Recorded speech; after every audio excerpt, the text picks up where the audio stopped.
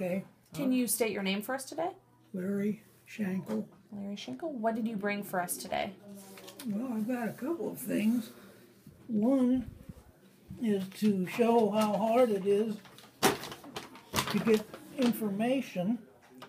Let me have that correct.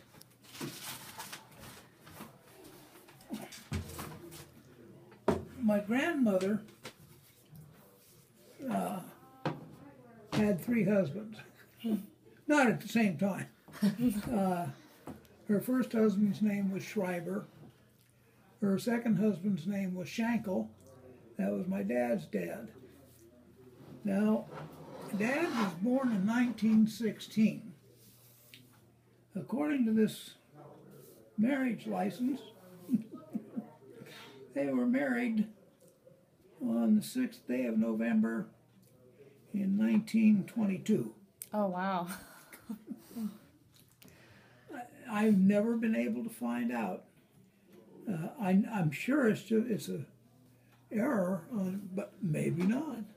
Who knows? Wow, that's really interesting. Is it the? Can we see the front of it? Oh, sure. I'm sorry. No, you're fine. That's a really big marriage license. That's pretty neat, though.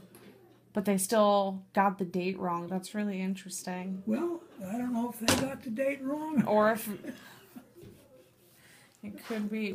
So what else did you bring for us today? Okay.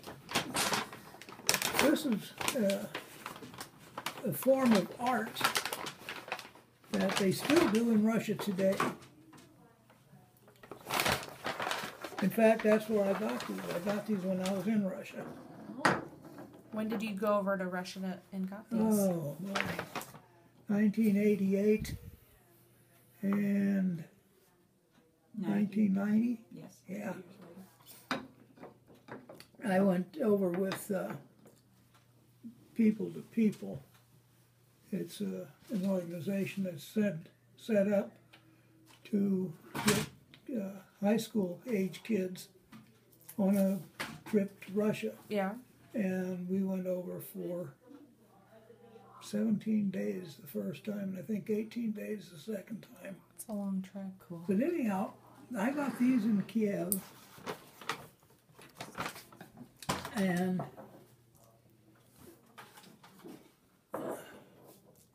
religion was and is yet a very important part of Germans from Russia. And these were basically Easter eggs. And they started doing this because you couldn't waste the eggs. Yeah. It was food. You couldn't do that. It was, it wasn't enough food to go around anyhow. So they still do these today. I don't know what else I can tell you about them other than they were very important in our family.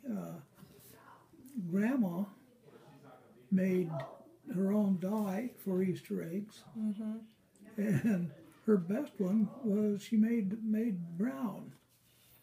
And it sounds like it's kind of drab, but they were really, by the time she got done, really quite ornate and very nice. Yeah. No, that sounds like something fun. Did you guys do that? Did you guys decorate eggs growing up like that, or is that just something your grandma did? No, we the kids were always involved in making Easter eggs, and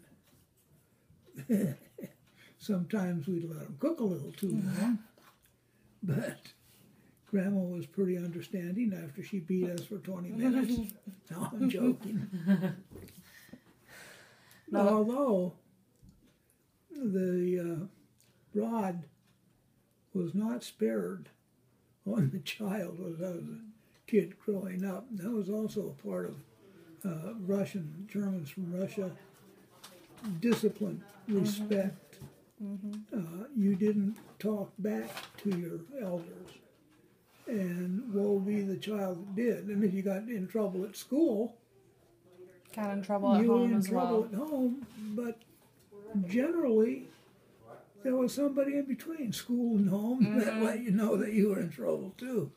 I don't know how they did it, but they had their own little telegraph system, I think. A very small community. They found out very fast. Very fast. Oh, very fast. No, I've seen that a lot from people we've talked to. They speak very highly of their parents and grandparents. It's very, very nice and very respectful. I can definitely see that when we've been talking to people. I always was.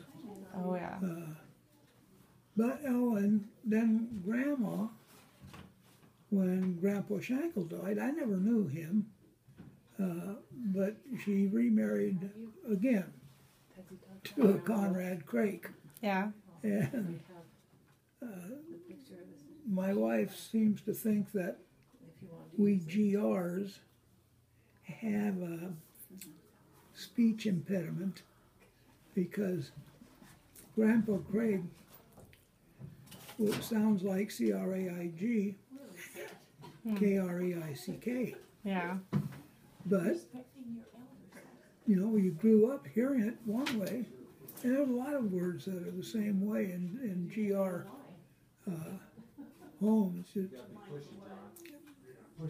My grandparents, I always thought there was only one city in Russia that they came from, and that was Norka. Mm-hmm. I found out later, after I got involved here, that my grandparents, on my mom's parents, were from Schilling. Yeah. So then I found out that Grandpa Schenkel was from Denhoff. Yeah. And that's another reason it's so darn hard to work and get information about your family once you get past. And with all the old people gone, and they didn't like to talk about it. Mm-hmm. My Aunt Pauline was born in Russia and migrated with her family, of course. She was always ashamed of being poor and GR because there was a lot of dirty Russians. Yeah. And the funny thing is, those dirty Russians, you could have eaten off their sidewalks, just about, because they actually, I would see these old women out there sweeping, mopping their sidewalks.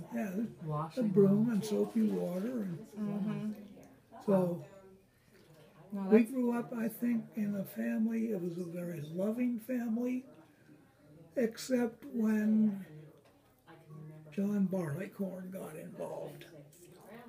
Who's John Barleycorn? That's an old cliche type name for booze.